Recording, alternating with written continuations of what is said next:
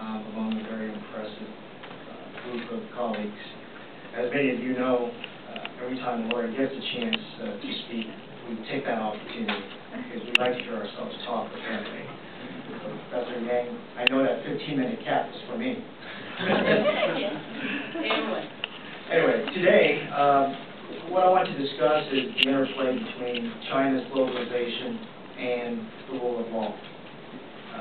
Since I'm not a presenter of the paper, I believe I have the luxury of perhaps highlighting a few key legal points and posing and raising questions to you, the audience, to answer. So, as China takes its place on the grand stage within the global economy, there's generally a developing trend regarding the legal system with the Chinese company's approach to negotiations of contract, and certainly a transformation in the Chinese legal system. With that, I mean China's new laws and the development of additional legislative actions and rules with respect to corporate, commercial, intellectual property, anti-competition laws, and all of these have taken place since China's accession into the WTO in 2001. Secondly, what my colleagues and I have observed is a difference in approach to the Chinese company's negotiations of contracts. I will start with the latter one. It used to be when I make a presentation about China or speak at seminars about China, I always reference the quote, negotiations of a contract begin after the contract is signed.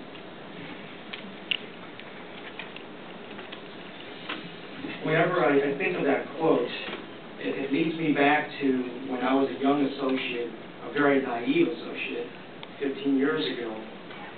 When I negotiated, it was probably my first contract where I represented a U.S. entity, negotiating a contract with a Chinese entity involving the legal acquisition and implementation of a power system. We went through the negotiations. Actually, negotiations were almost non-existent. The Chinese party practically accepted all the provisions in the contract, and it went without any mishap, and the contract was signed. I thought to myself, boy, that was easy. It's going to be a great career. Needless to say, I was in for a rude awakening. The renegotiations of the contract commenced shortly thereafter, and the renegotiations continued again and again. Now, by no means am I proposing that the aforementioned negotiation tactic no longer exists. But what I am submitting to you is that during the negotiations of contracts, and probably the recent years, my colleagues and I are observing more thoughtful, deliberate, focused, and extensive negotiations in respect of certain provisions contained in a typical contract. I'll highlight a few of these provisions. Governing law, for example. And it used to be the U.S. law or the U.K. law or an international body convention would suffice.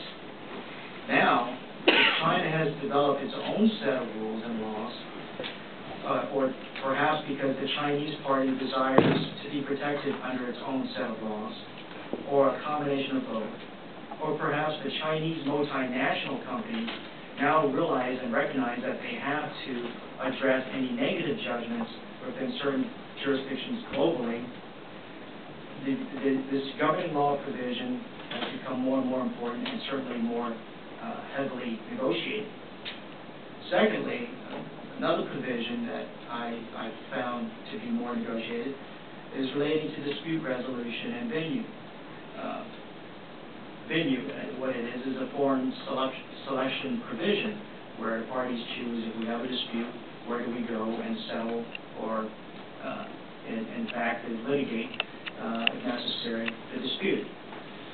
Again, in the past, it was almost commonplace where the Chinese party would agree to the selection of London or Geneva or New York as the venue of choice. Now what we are seeing and observing is a more, I would say, an adamant insistence on choosing PRC, and if any compromise is to be made, Hong Kong, the SAR, China. Arbitration, in terms of, because China is a party to the New York Convention on Arbitral Awards, in theory, the Chinese courts will recognize foreign arbitration awards within the Chinese courts. So that has become more and more of a popular provision as opposed to selecting litigation. So if arbitration is important, how do you choose? It goes back to the venue selection. Generally, in the past, we would choose the UK. We would choose even AAA in New York. But now, more and more, the Chinese parties are insistent on choosing mainland China as the venue for arbitration. Of course, the fallback would be Singapore and Hong Kong. So what I relate to you is an accurate account. The question then I submit to you is, why this change? Is it because the Chinese parties now realize leverage on a playing field, or is it a sense of empowerment because of the economic might and development of China, or both? Let me switch gear a little bit. The second point I wanted to make is in terms of the development in the legislative process and some of the new laws that have been promulgated by China. The first one is the revised company law. In the past, there was a cap in terms of how much a foreign partner in a Chinese joint venture can obtain in terms of ownership interest. I believe it was at 20% ownership in exchange for bringing in know-how, technology as capital contribution to the joint venture. This company law was revised in 2006, and I'll read you the relevant provision in revised company law in Article 27, which states that the amount of capital contributions in currency paid by all the shareholders shall not be less than 30% of the registered capital of the company. What we practitioners interpret or construe from that is, so presumably now the maximum percentage for technology contribution is 70%. If so, the question I pose to you is, why this change? Is it consistent with the trend of China going global, or is it in conformance with Chinese appetite for foreign technology and the government's mandate for the development of technology and innovation? However you answer this question, perhaps that answer can be affected by the next law that I will point out to you. And that is Article 29 of the Regulations of Technology on Import and Export Administration, PRC. The pertinent part of the law reads, a technology import contract shall not contain any of the following restrictive clauses: restricting the receiving party from improving the technology or from using the improved technology. Now, why is that important? Traditionally, in a typical license agreement involving technology, the licensor would have certain provisions contained within a license agreement which stipulates that the licensee cannot make any modifications or improvements, reverse engineer, et cetera, in terms of the licensed technology. And secondly, a licensor will generally incorporate provisions within a license agreement which allocates the right of if certain improvements are made to the licensed technology.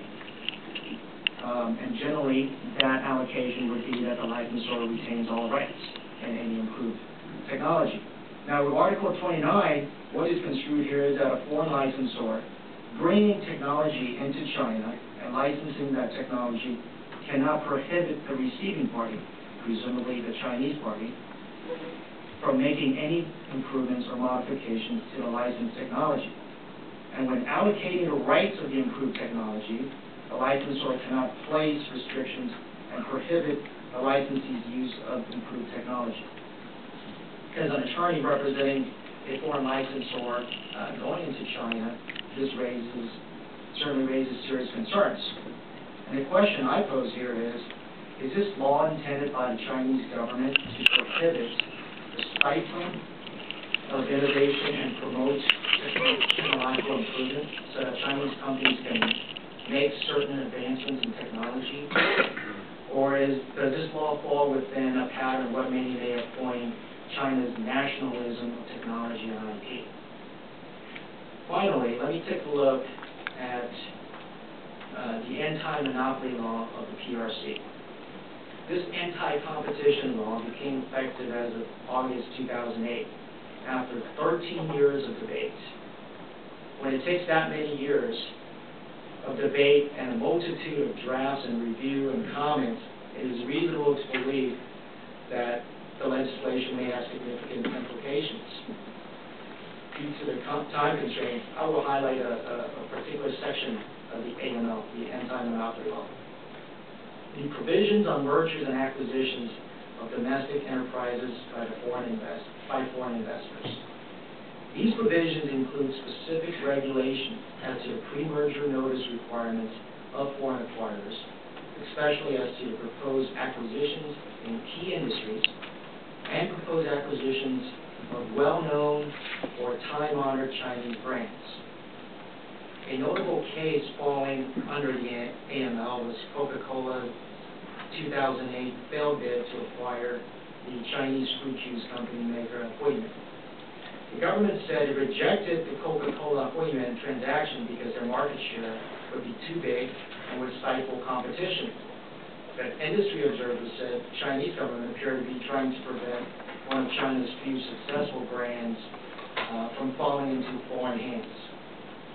In fact, the Chief of Commerce of Ministry in 2009 was quoted to reveal that regulators have examined 140 cases and rejected outright only one, and that being the Coca-Cola 2008 bid to buy Huimin up to that time.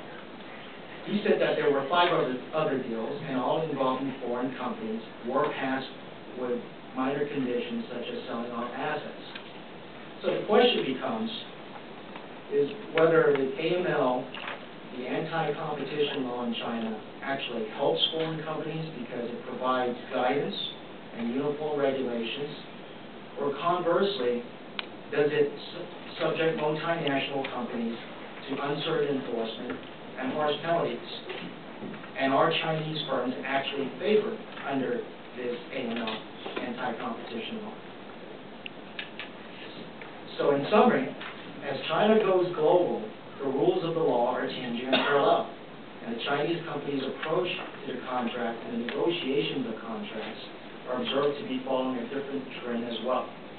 So my final question: throughout China's centuries of history, the Chinese have been governed by a set of moral systems and standards with emphasis on 忠心孝悌礼义廉耻. That is, sorry for my bad Chinese, that is loyalty, faith, filial piety, fraternal duty, propriety, righteousness, honesty, shame. These moral systems and standards promote the social harmony and progress in China. Now, with China's globalization, the written rule of law is becoming more integral. So will the Chinese society then abandon its reliance on its previous traditional systems and standards, and in turn place more emphasis on the written rule? And with that, I thank you. 谢谢.